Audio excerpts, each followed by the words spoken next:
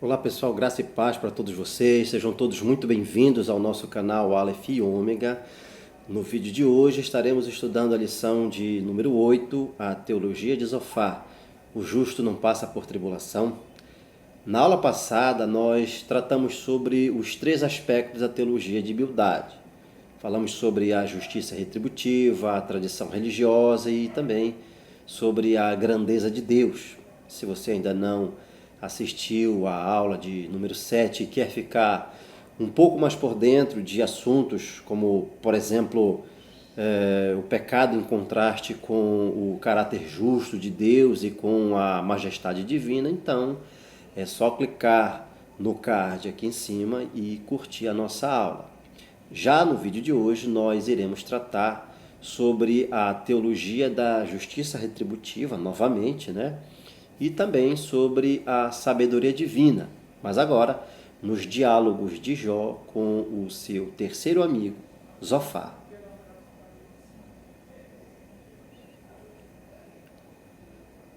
Bom, e para começarmos, nada melhor do que abordarmos uma expressão que nos chama a atenção e que está exatamente aqui, dentro do contexto da nossa famosa leitura bíblica em classe. No versículo 1, por exemplo, do capítulo 11, nós temos a seguinte expressão: Zofar, o Naamatita. Zofar foi um dos três homens que vieram tentar consolar o patriarca Jó, no período da sua humilhação e provação.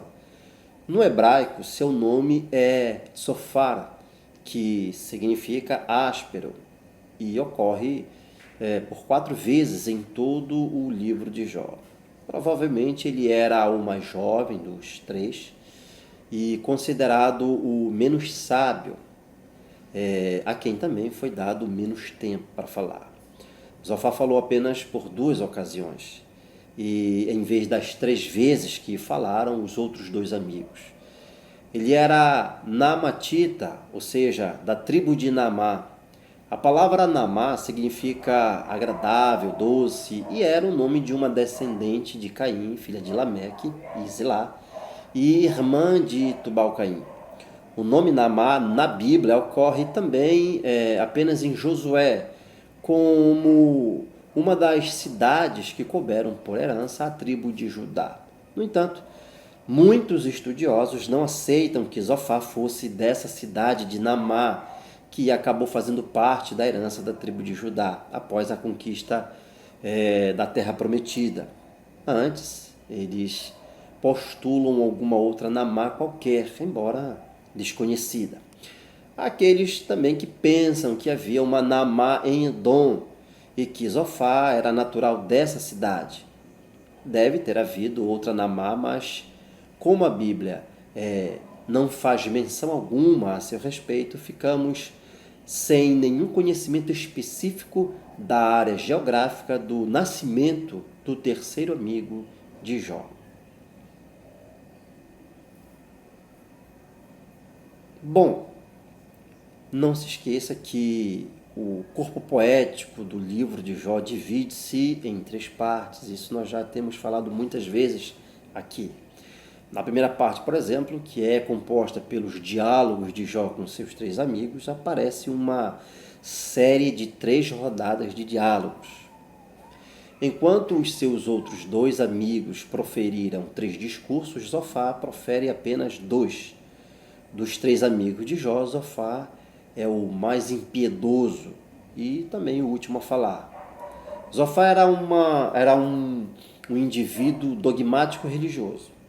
A semelhança de Elifaz e Bildade, Zofar defendeu o dogma da justiça divina e assim insistiu na tese de que o justo não passa por tribulação. Zofar, como já vimos, significa áspero. E, na verdade, seus discursos eram exatamente isso. Ele estava muito furioso com o palavrório de Jó e apressou-se a repreender a zombaria contra Deus, segundo ele, da parte de Jó. Ele falava com extremo sarcasmo e não poupava palavras duras ao ao cambalear do patriarca. Zofá acreditava que Jó queria justificar a si mesmo. Na mente dele, isso revelava arrogância, pois ele está convencido de que Deus é sapientíssimo em fazer Jó sofrer por conta dos seus pecados. Assim, ele o acusa de se levantar contra a sabedoria divina, e então aconselha Jó a se voltar para Deus, ou seja, a se converter.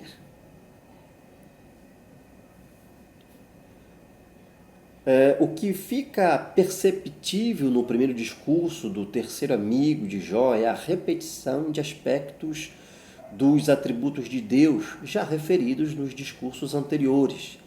Vez por outra, temas como onipotência, soberania e sabedoria voltam a aparecer nos argumentos teológicos dos amigos de Jó.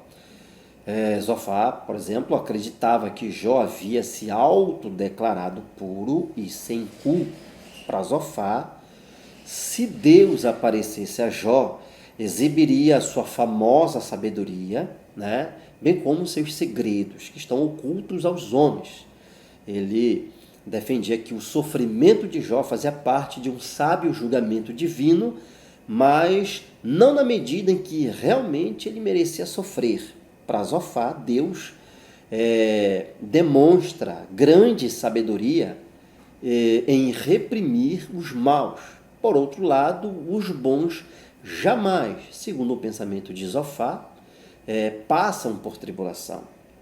A defesa da sapiência divina é um tema que aparece com frequência no livro de Jó. E no seu debate com o patriarca, Zofá sai em defesa da sabedoria de Deus frente ao sofrimento de Jó. Ele chegou à conclusão de que Deus, na sua muita sabedoria, estava executando juízo sobre o patriarca. Podemos perceber que a intenção desses amigos era fazer uma defesa de Deus frente às queixas do patriarca, que deixava evidente que o Criador, Deus, estaria por trás dos seus sofrimentos, das suas calamidades, né, dos seus infortúnios. Para eles, portanto, se isso fosse de fato verdade, era porque Jó havia feito alguma coisa muito grave, ou seja, pecaminosa, que justificava esse agir por parte da divindade que eles defendiam. Depois que ouviu as reclamações do patriarca, Zofá se convenceu de que Jó, de fato, estava sendo castigado por Deus. Contudo, ele acreditava que se Jó reconhecesse o seu erro e confessasse o seu pecado oculto, Deus iria restaurá-lo à sorte de antes. Jó reage com ironia a essa sabedoria defendida anteriormente por seus amigos e agora por Zofá. Ele não vê nada de especial nesse tipo de sabedoria defendida por Zofá, por acreditar que ela não passa de um saber humano. Jó está convencido de que isso não passava de charlatanismo.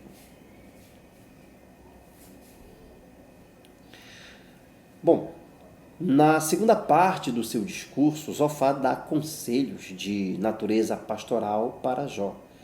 Zofá foi intensível até aqui, a ponto de ser respido em seu tratamento para o patriarca, mas para ele ainda existe a oportunidade de Jó se recuperar da sua terrível condição. Zofá está certo de que algum pecado cometido pelo patriarca é a raiz, é a causa da sua condição. Jó então deveria humilhar-se em relação ao seu mau procedimento, e a única forma de ele se restabelecer era por meio de uma purificação moral. Zofá, portanto, conclama Jó ao arrependimento e à conversão. Ele, inclusive, aconselha ao patriarca a estender as mãos como uma demonstração da sua volta para com Deus. Antes desse estender as mãos, Zofá destacou, por exemplo, a necessidade de Jó preparar o seu coração. Na teologia de Zofá, A simples prática desses ritos traziam consigo o poder de conferir o favor divino.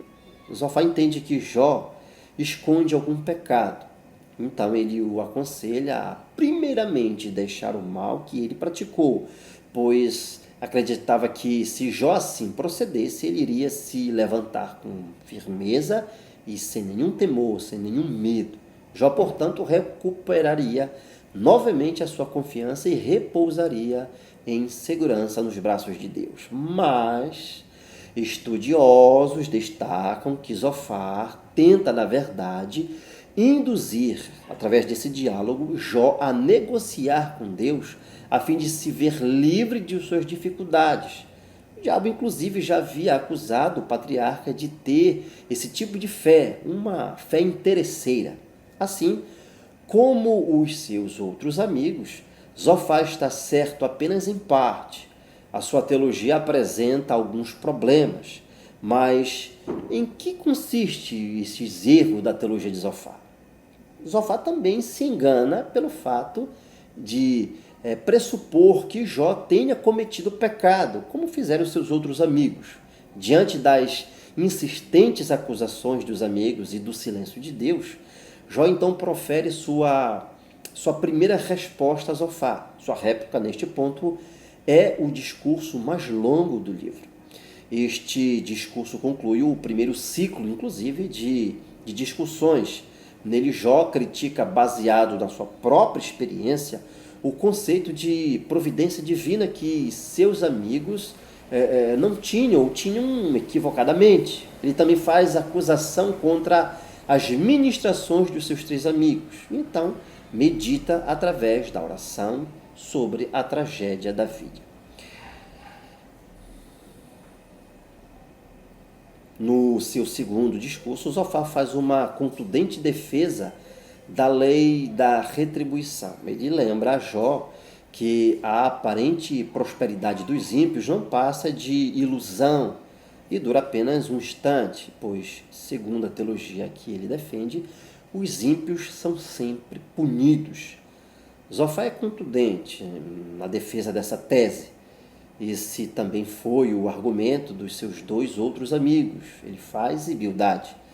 A teologia de Zofá, embora tenha elementos de verdade, quando aplicada ao caso específico do patriarca, torna-se falho. Jó não é nenhum ímpio e não está sofrendo porque fez por merecer. Zofá quer justificar a qualquer custo a razão do sofrimento de Jó. Dessa forma, ele magoa e fere o patriarca com as suas palavras, porque está firmemente convicto de que o amigo se comporta como um ímpio. Jó afirma que tais explicações não se ajustavam ao seu caso, visto ser ele inocente. O capítulo 21 traz a resposta de Jó ao segundo argumento de Zofá.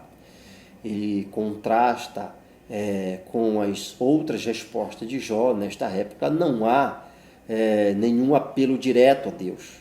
Contudo, Jó pediu-lhes atenção benévola. Ele esperava que o que estava prestes a dizer induzisse a alguma espécie de retratação por parte dos seus amigos. Jó objetou a assertiva geral de que suas dificuldades caíram sobre ele em resultado da operação da lei moral da colheita segundo a semeadura. Para o patriarca Jó, a tese de Zofá de que os ímpios são sempre punidos era contraditada pela sua experiência. Os dogmas dos amigos de Jó não incluíam essa possibilidade.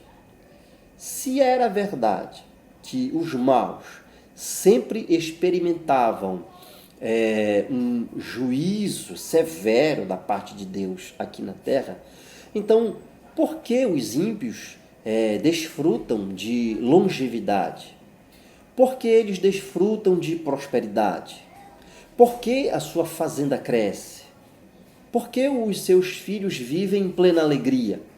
Por que isso é assim se eles não querem saber de Deus? Os dogmas petrificados dos consoladores molestos estavam simplesmente equivocado. Os homens maus prosperam e parecem imunes aos sofrimentos. A lei da retribuição não se aplica a todas as esferas da existência humana, nem explica os caminhos soberanos do Deus Altíssimo. Aqui, mais uma vez, Jó se antecipa aquilo que tanto o salmista quanto Salomão questionaram. Por que prosperam os ímpios? Só um tolo não enxergaria que essa é uma verdade evidente debaixo do sol. Os 3 amigos do patriarca só conseguiram enxergar a lei moral da colheita, segundo a semeadura. Portanto, ficava óbvio que Jó era um grande pecador, porque seus sofrimentos também eram grandes. A teologia dos 3 amigos de Jó era muito deficiente. Ela não contribuiu grande coisa para espantar o mistério sobre o problema do mal. Isto é, por qual razão os homens sofrem e por que sofrem como sofrem. Também não explicava por que os inocentes sofrem. E Jó era inocente pela própria palavra, pelo próprio testemunho de Deus. Ele estava sofrendo absolutamente sem nenhuma causa. Bom, pessoal, por hoje é só isso. Se você ficou interessado em saber mais detalhes acerca da história do patriarca Jó, então se inscreva no canal, acione o sininho das notificações para que você não perca nenhum dos nossos vídeos e não esqueça também de curtir e compartilhar todos os nossos vídeos nas suas redes sociais. Então, até o próximo vídeo, se Deus quiser.